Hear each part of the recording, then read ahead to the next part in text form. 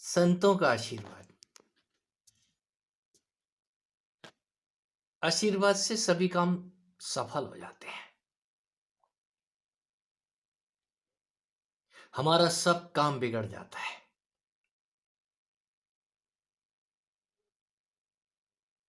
ब्रह्मचर्य साधना करते करते हम फिसल गए और उस दिन के बाद हमारा सब काम बिगड़ना शुरू हुआ। तब से हम नुकसान पे नुकसान उठा रहे हैं।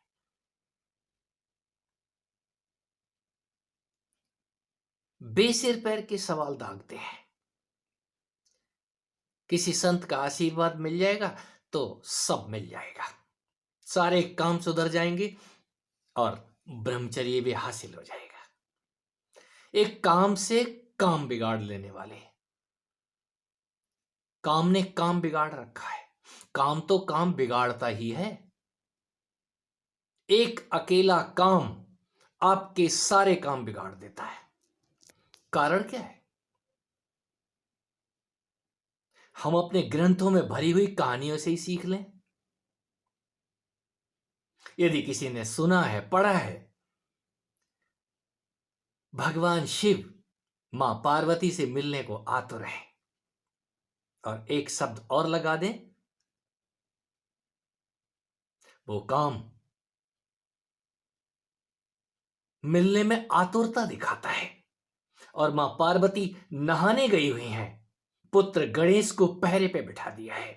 गणेश, सावधान होकर के पहरे पे बैठो, कोई अंदर नहीं आना चाहिए, मैं नहाने जा रही हूं। तो मात्र भक्त गणेश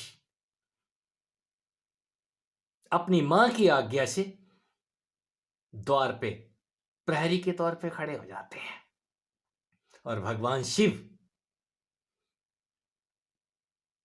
वो अपनी पार्वती से मिलने आ रहे हैं। गणेश के रोकने पे भी वो नहीं रुकते। दोनों में युद्ध होता है और नतीजा आपको याद है, गणेश का सिर त्रिशूल से कट जाता है। यदि कोई कामातुर हो तो उसको यह भी दिखाई नहीं देता कि मैं किससे युद्ध कर रहा हूं। वो अपने ही बेटे को, ज्ञान के पुत्र को, ज्ञान रूपी गणेश को मार देता है। उसका विवेक मर जाता है कि मैं किसके ऊपर प्रहार कर रहा हूं। कामी व्यक्ति किसी की नहीं सुनता, उसके रास्ते में कुछ भी आ जाए। फिर वो ब्रह्मचर्य का ख्याल नहीं करता है। मैंने तो ब्रह्मचर्य साधना साध रखी है। सारी साधनाएं एक तरफ चली जाती हैं जब काम का भूत सवार होता है। यदि काम से बच गए तो क्रोध आएगा, क्रोध से बचे तो लोभ आ जाएगा। कहीं ब्रह्मचर्य ना टूट जाए। और इसके आगे मोह रूपी सांप खड़े हुए हैं। एक काम का सांप किसने बस में किया है? कहीं शिव की कृपा से ही सब कुछ होता है। जब वो विवेक जागता है, ओ मैंने तो अपने ही बेटे को मार डाला। पार्वती का क्रंदन, कहीं आपके अंदर से आपकी वो बुद्धि रोनी तो शुरू करे कि मैंने ये क्या कर डाला। आप बुद्धि को जगाओ तो जरा, वो बुद्धि जागे तो जरा। वो बुद्धि जागती ही तब है जब तक आपके काम नहीं बिगड़ेंगे। काम से काम ही बिगड़ते हैं। जब तक काम बनते रहते हैं हम मस्त रहते हैं।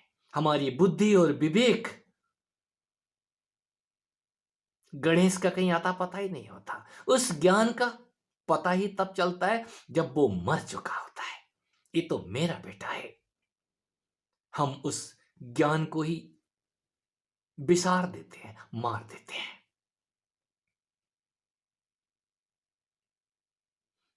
ये अंतरंग साधनाएं समझ आती हैं। खाली संतों के आशीर्वाद से कुछ नहीं होता। हमने गुरु जी का वरद हस्त प्राप्त कर लिया है, अब हमें कुछ करने की जरूरत नहीं है। जरूरत है, बिना कुछ करे, बिना जले कोई भी दिया प्रकाश नहीं देता। और जलने के लिए हमको तिल तिल जलना पड़ता है। कोई जलना ही ना चाहे। और जलने के लिए गुरु थ्योरी देगा, साथ में प्रैक्टिकल का जलता हुआ दिया देगा। उस दिए को आप बुझा के बैठ जाओ तो गलती किसकी है? कोई भी समर्थ गुरु प्रकाश देता है, उस प्रकाश का सहारा लेकर के जो भी आगे बढ़ता है, प्रकाश जहां से आ रहा है वहां तक पहुंच जाता है। कोई दिए को ही पकड़े रहे, मैंने चलना नहीं है तो दिया नहीं चलेगा। गुरु का जलता हुआ दिया मार्ग मार्ग सुझाता है, वो गाइड का काम करता है।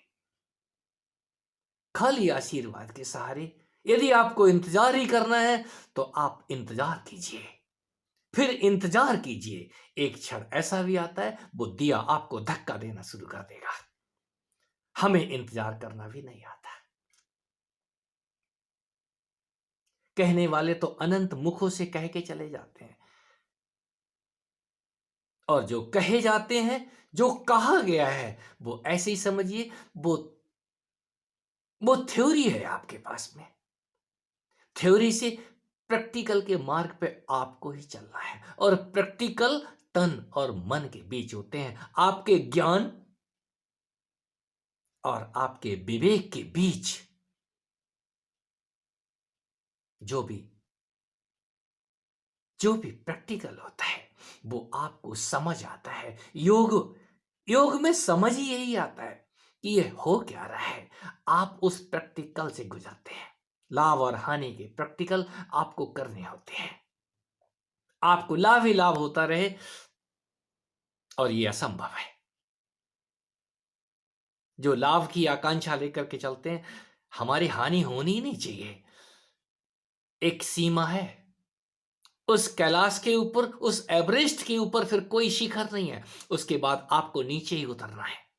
यदि आप ऊपर ही चढ़े रहे तो हवा वहां से धक्का मार के नीचे गिरा देगी। कोई ऊपर ही नहीं बैठा रहा है, जो भी गया है झंडा लगाता है और नीचे दौड़ पड़ता है। कारण क्या है? आप नीचे उतरो, वहां दूसरा चढ़ने के लिए तैयार है, आपके पीछे से झंडा लगाने वाला आ गया। ये सफलता के शिखर सदा को नहीं रहते, चाहे वो ब्रह्मचर्य का ही शिखर क्यों ना हो। वो शिखर है, शिखर से उतरना होता ही है। काम से घबराने वाले डरे नहीं। यदि काम से डर गए तो क्रोध से नहीं बचोगे। सब कुछ अंगीकार करो। यदि सफलता स्वीकार है तो असफलता भी स्वीकार करो। यहां कुछ भी स्थिर नहीं है। जब आप ही स्थिर नहीं है तो किस स्थिरता की बात करते हैं? यहां सब कुछ बहे चला जा रहा है, बह जाएगा। आप बहने दें तो ज्यादा अच्छा है, और जो बहने देते हैं, बहने किसके पास बहने हैं? ये बहने भी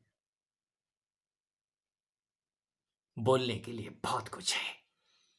आपको आपके अंदर से जो कुछ भी होना चाहिए, मैं उन सभी के लिए प्रार्थना ही करूंगा जो अपेक्षा करते हैं कि खाली आशीर्वाद से हो जाएगा, आशीर्वाद से हो जाएगा।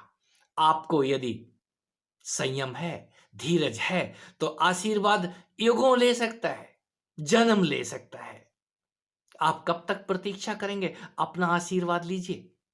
और जो अपना आशीर्वाद लेते हैं वो किसी हिमालय पर नहीं जाते, इसी तन के अंदर सब कुछ खोज लेते हैं। सारे सवालों के जवाब इसके अंदर भरे पड़े हैं। आप अपने ही अंदर खोजें तो ज्यादा बेहतर है।